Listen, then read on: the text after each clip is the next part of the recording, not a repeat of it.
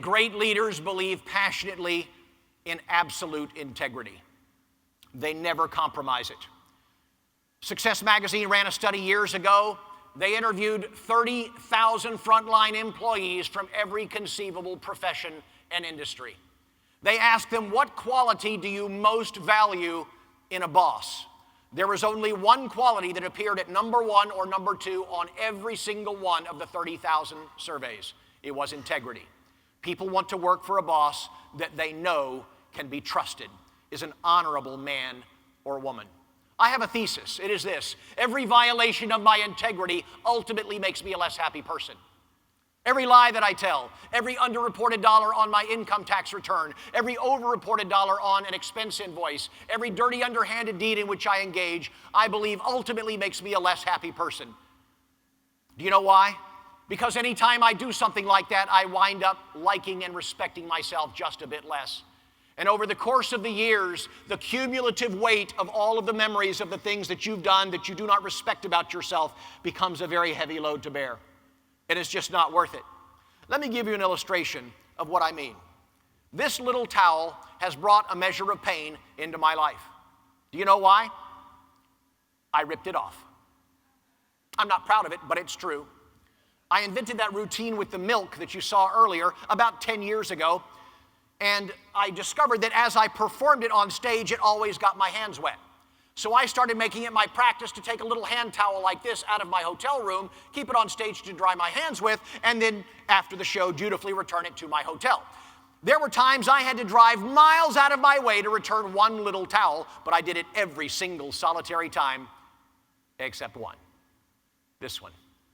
I had just finished performing at a big hotel in Florida, if memory serves me correctly, and I was packing up in a hurry so I wouldn't miss my flight. My milk pitcher was still wet, and I didn't want to put it in my suitcase damp, so I rationalized. I said to myself, this hotel has hundreds of towels. They couldn't possibly miss just one. Besides, the people that run these hotels are pretty smart cookies, and I'll bet every January 1st they run some sort of a complex algorithm to predict exactly how many towels will be stolen that year. And they build that right into the room rate. And because I've stayed at hundreds of hotels and never stolen even one towel, they owe me a few.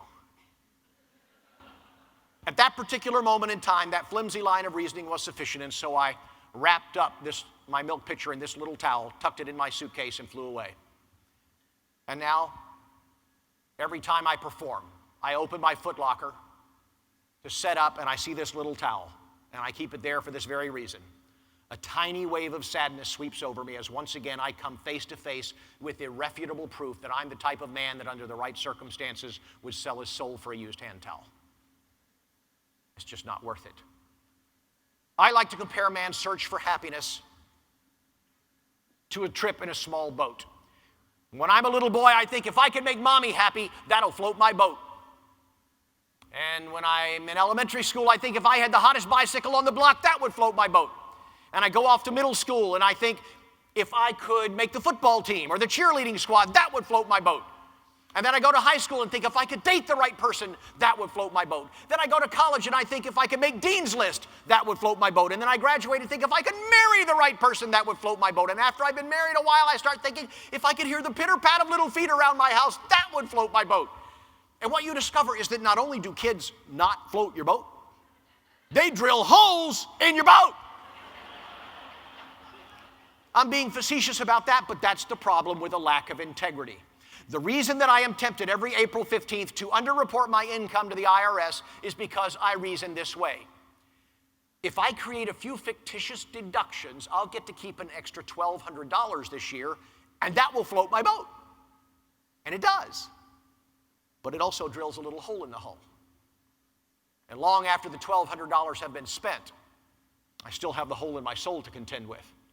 And over the course of my lifetime, I am either developing a boat, the integrity, there's that word, the integrity of which is still intact, or I'm developing a sieve. And if it's the latter, I arrive in my old age as a bitter old man or woman. And I spend what should have been my golden years frantically trying to bail myself out of all of the messes I've created through my own lack of integrity. It's just not worth it. But if, on the other hand, I arrive in my old age with the hull of my boat still having its integrity intact, I'm prepared to sail smooth seas into a golden sunset. One of the great little serendipities of life is this. Not only is integrity the right thing to do, not only does it make you a better boss, it's also profitable.